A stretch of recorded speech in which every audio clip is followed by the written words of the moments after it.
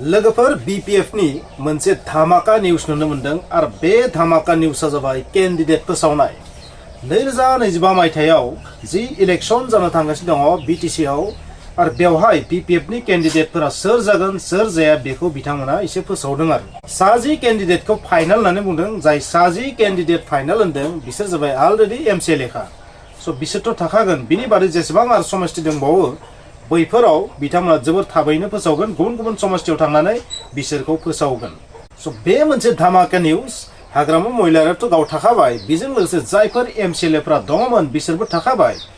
बाकी गुबुन समष्टियाव सोर जागोन बेखौ बिथांमोना एकदम 100% फोसावाखै नाथाय बिथांमोना इंगित होदों बिथांमोना खुला-खुलि फोसावगोन मोनफ्रोम समष्टियाव थांनानै MCLA समष्टियाव थांनानै बेखौ फोसावगोन आरो बिथांमोननि जि कन्फिडेंस बे कन्फिडेंसआ जाहैबाय नेक्स्ट 2025 मायथाइयाव BPF नि सरकार फैगोन आरो UPPL BTC निफ्राय मा जागोन आउट जागोन हाटाव जागोन सो थारैनो नेक्स्टआव फैखाथारगोन आरो BPF नि सरकार फैखाथारगोन आरो बिथांमोननि जि कन्फिडेंस नाथाय बे कन्फिडेंसनि उल्था गोजासो जों बांसिन समावनो नुगासिनो थादों आरो सो जेन जामाने बिथांमोना गावसोरनि कैंडिडेटखौ फोसावबाय सो UPPL आ गावसोरनि कैंडिडेटखौ मा रोखोमै फोसावगोन बेखौथ' जोङो दा मिथिथ'नाय जायाखै बबेखानि सासे सानै कैंडिडेटखौथ' जों आइडिया खालामखानो हायो नाथाय गोदानै गुबुन समष्टियाव सोरबाफोर फैगोन नामा बेखौथ' जों मिथिया सोरनो टिकेट होगोन मा रोखोमनि कैंडिडेटआ टिकेट मोनगोन बेखौ जों मिथिया नाथाय लोगोफोर बे बाथ्राया रोखा 2025 मायथाइयाव जोबोर गिदिर टक्कर जागोन जुदि BJP आ UPPL जों सापर्ट होबायबाय किन्तु BPF आ जेसेबां टक्कर होनो नाजायोबाबो थारैनो जों मोनसे साननो हायो आरो जे बिथांमोना माने सापर्ट होफायोबा माने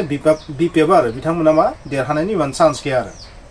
बाथ्राया ओरैबायदि आरो दा बाथ्राया जाहैबाय बे जि 2025 मायथाइनि जि इलेक्शन बे इलेक्शनाव मेन जि इशू जायखौ लानानै माने तान्थे बिदान्थे बहुत जागोन बे टपिक्सफोरा मा जागोन बे टपिक्सआ मा जागोन नोंथांमोना खिन्थाखाबाय थेवब्लाबो नोंथांमोना खिन्थाबावगोन आरो नोंथांमोना मिटिंखौ माखासे मिटिं दावथिंफोरखौ नुनानै मिथिखाबाय जे बेवहाय कन्टेन्टआ मा जानो हागौ बेवहाय कन्टेन्टआ ओरैबायदि जानो हागौ आगोलनि जि पुराना कन्टेन्ट बेबो जानो हागौ पुराना कन्टेन्टआ मामोन पुराना कन्टेन्टआ जाहैबाय मा जे पावारखौ लांफिनजोब्बाय BTC नि जि गोहोफोर पावारफोर दंमोन पावार एन्ड फांसन्स बैफोरो मा जाबाय दुर्बल जाबाय बेफोरखौ माने लांफिनजोब्बाय आसाम सरकारा बेबायदि आरोबाव मोनसेया जाहैबाय मा जि गोजोन गोरोबथा जादोंमोन ना BTR गोजोन गोरोबथा बेवहाय माखासे सुक्तिफोरा मात्र 50% ल'सो दान माने हाफ दान आरो माने 100% जायाखै 5 बोसोराव माने प्रमोद बर' बिथाङाथ' मोनसे बाथ्रा बुंदोंमोन ना जे आंनो 5 बोसोर हो बिनि उनाव रिजाल्टखौ नोंथांमोना नायबाय था नाथाय बे 5 बोसोराव माने कमप्लिट जायाखै आरो बे जाबाय जोबोर गिदिर इशू जागोन बेखौ लानानै BPF आ गोख्रों दावहा नांगोन आरो बे इलेक्शनाव आरोबाव रन्जन दैमारिनि जि इशू बे दुखुनांथाव थारैनो बे धाक्का होदों ना जोंनि मानसिफोरखौ स' बे जोबोर गिदिर माने थगायनाय जादों आरो सरकारनिया माने 5 बोसोरनि गेजेराव बेनि जेंनाखौ सुफुंनो हायाखिसै कनभिक्टेड नायबा टेट माने CBI केस NIA केस बायदिसिना बेबायदि बुङै माने बिथाङा थैजासिम जेलाव थानाय कन्डिसनाव दाबो दङ आरो स' बिथांनि जि जेंना बे जोबाखै आरो बे जाबाय BPF नि थाखाय गोल्डेन अपरचुनिटी बा हिराबादि अपरचुनिटी आरो बे माने सुबिदाखौ थारैनो BPF आ इउज खालामनो हागोन आरो UPPL खौ डाउनग्रेड खालामनो थाखाय माने बिसोरखौ जावनो हागोन UPPL खौ जे नोंसोर 5 बोसोराव गोजोन गोरोबथा खालामदोंमोननो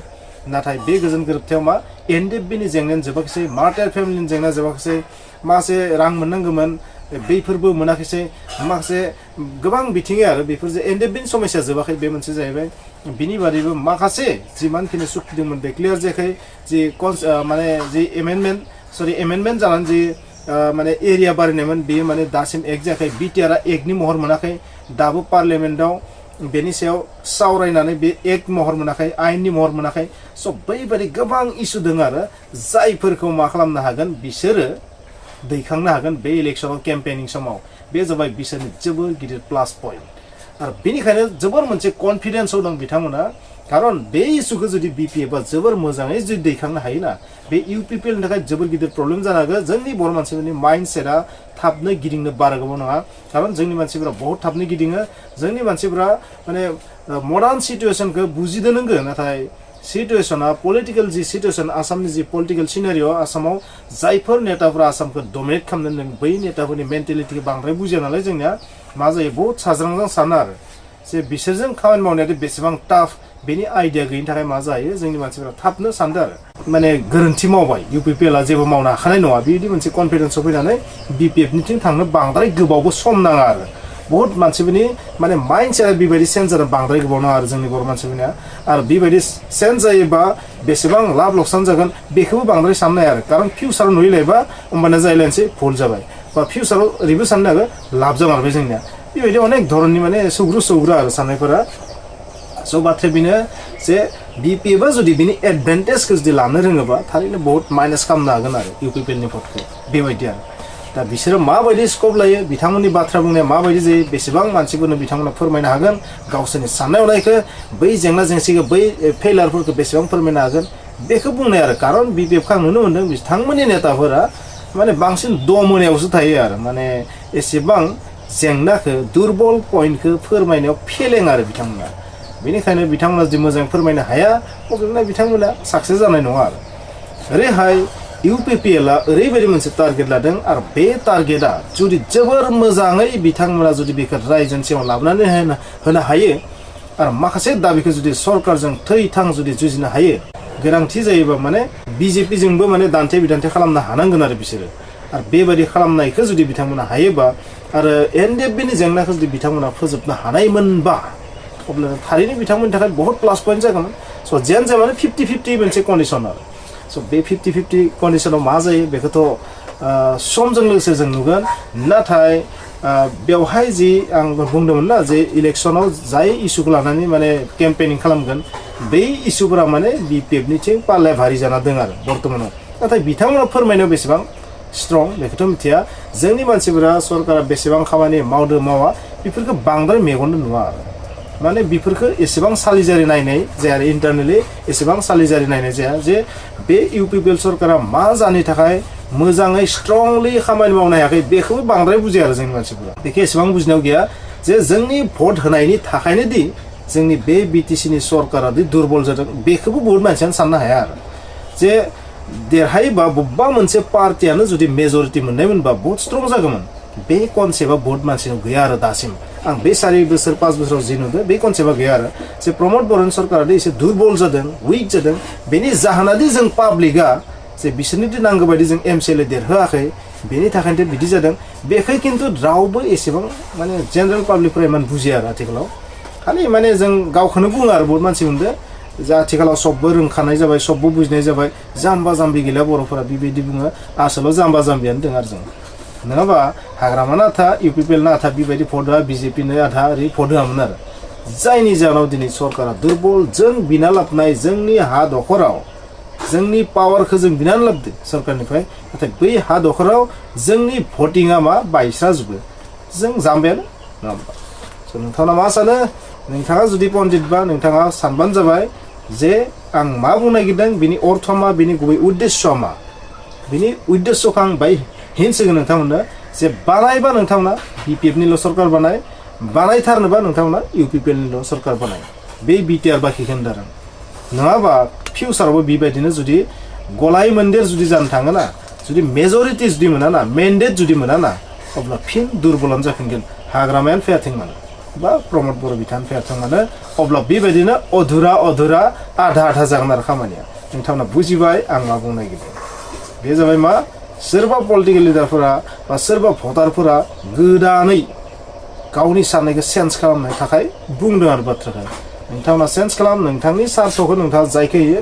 नाथाय जों गासैबो बर' मानसिया बुजिनांगोन आरो जे देरहा होयोबा जोङो बबेबा मोनसे पार्टिखौल' देरहानांगोन नारा साथाम साब्रै बिनाय सोरबाया ओरै थांदों सोरबाया बैजों थांदों बेवहायबो एसे गुलुं गुजुं जाबाय थादोंमोन ना नंगौना नङा नाथाय एबारनाव बे गुलुं गुजुङा गैला টিকিট বিচাৰি আমাৰ দতমা ব্লকৰ কাৰণে লিডাৰবিলাকে হাবাতুৰি খাব নালাগে এতিয়া because our candidate of Dotoma block committee already final কে খাওয়াইম না हाग्रामा महिलारि सारा अलरेडि डिक्लेयार होबाय बेवहाय आरो बुंनांगौ गैला हाग्रामा महिलारि सारनि जानानै आङो दिनै बुंगोन गुबुन जायगायाव जिहेतु थांथ'वाखै थाङै आं बुंगोन गुबुन जायगानिखौ दतमा ब्लकनिया अलरेडि फाइनाल जाबाय फाइनाला ओरैबायदि जायफ्रा दासिम BPF नि MCLA जानानै दङ 10 जन बे 10 जना सोर हाग्रामा महिलारि सारगावनो सासे पद्मजरानि मुनमुन ब्रह्म सासे सराइबिलनि मृत्युंजय नार्जारी सासे दतमानि प्रकाश बसुमतारी सासे बावखुंग्रिनि धनेश्वर गयारी सासे सालाकाटि ब्लकनि देरहासार बसुमतारी सासे निसिमा ब्लकनि जेम्स बसुमतारी सासे काजलगाव समष्टिनि फानिराम बसुमतारी सासे आरो अदालगुरि धनसिरिनि सासे फैलाव मा मोनदों प्रेस मुसाहारि गासै 10 जना अलरेडि फाइनाल जाखाबाय बेखौ अलरेडि जोंना चिफ सारा हाग्रामा महिलारि सारा अलरेडि डिक्लेयार होबाय होनायनि खारना मा बेयो जाहैदों बिथांमोनहा देरहाखांनायनि उनाव जोंनि सरकारा फैयासै जोंनि सरकारा फैयैनि थाखाय बे 5 बोसोराव बिथांमोनहा खामानि मावनो जोंनि सुजुग सुबिदा होनांगौखौ मावनानै होनो हायाखिसै मानोना गभर्नमेन्टआव गैया नंखायनो जिहेतु एबार गभर्नमेन्टआव फैफिनखासिगोन दा फैगासिनो थानाय BTC इलेक्शनाव जोंनि BPF-आ हारसिङैनो गेलेनानै गभर्नमेन्ट दागोना बेयो खाथांखासै बे हिसाबै बे 10 जनखौ BTC-आव खामानि मावनो बे बोसोरबायाव सुबिदा मोनैखौ बोसोरबानि थाखाय सुबिदा होफिननो नागिरदों बिथांमोनखौ नंखायनो रायजोफ्रा गोसोआव लादो जोंना केन्डिडेटआ फाइनाल जाबाय हाग्रामा महिलारि सारा डिक्लेयार होबाय बिथाङा जाहैबाय जोंना प्रकाश बसुमतारी एसे गसंदों जायनाखि दासिम MCLA खा आरो जोंना मोनसे खोथा रायजोफोर दतमाया ज' जानानै गोब थांनानै देरहाखांनायनि उनाव EM बिनानै लायनांगोनलै हागोन ना हाया जोंना लिडारफ्राबो थांनांगोन ज' दतमाया गोदोनानै थाबाय दतमाखौ होननानै बड'फा उपेन्द्रनाथ ब्रह्मखौ होननानै सारा आसामाव सारा बुहुमाव नाम गायनानै गुबुन जायगाया सुजुग सुबिदा लागासिनो दं नाथाय बड'फानि जोनोम जायगा बड'फाखौ जेराव फबदों थुलुंगापुरि दतमाखौ जेरावबो गिनानै थायो नाथाय जोंनाव दतमायाव फैबा जेबो गैया मावनानै लानो बे सुबिदाखौ जों मोनाखै जोङो सिगाङाव मोनदोंमोन दकेन्द्रनाथ ब्रह्म गोनां समाव बिथाङाबोथ' इन्टारिमावसो दंमोन ना फुल प्रेजेन्ट EM नङामोन इन्टारिम सरकारावसो दंमन बे हिसाबै बिथाङाबो मावनो सुबिदा मोनाखै नंखायनो आङो गोबां बुंनो सानाखै रायजोफोर दिनैनिफ्राय बे गेट टुगेदार प्रग्रामनि उनाव बयबो साखाफारा जाखादों दुब्लियाव जेरै माइ गायनो साखाफारा जायो इलेक्शननि थाखाय BTC इलेक्शननि थाखाय साखाफारा जाखानानै सान हर मावनांसिगोन गाबोनखौ आं बुंला दमासि बारग्रोथोंसै नङा होमबा दमासिया फैबाय दिनै 5 तारिख 14 तारिखआव माग बिहु गतिके 10 दिननि उनाव जै होनानै बयबो हौवा हिनजाव ओंखारनांगौ आरो जों जेरैखि जाया दतमाखौ देरहाहोफिनबावनांगौ EM लाहोनानै EM खौ जोंनो फिसिगोन हाग्रामा सारनाव दतमानि जाय लिडारफोर दं जोंना राजेन ब्रह्म दं आदा रबिलसन ब्रह्म दं आदा मामोन धीरेन्द्रनाथ ब्रह्म डिस्ट्रिक्टनि भाइस प्रेसिडेन्ट जनिक लाल जोंनियाव दतमायाव 7 सेन्ट्रेल कमिटियाव दंखायो आरो बिनि गेजेराव बयनिख्रुइबो देरसिन पर्टफलिय'आव दङ जोंना राजेन्द्रनाथ ब्रह्म BPF-नि जेनेखि कनस्टिटिउशन এই কনস্টিটিউশন ড্রাফটিং কমিটির চেয়ারম্যান হিসাবে থেকে দায়িত্ব লই আছে গতিকে আমি 2-3 জন বই যদি হাগ্রামা সারক যদি রিকুয়েস্ট করো EM হওয়ার কোনো কথা নাই दतमा ब्लक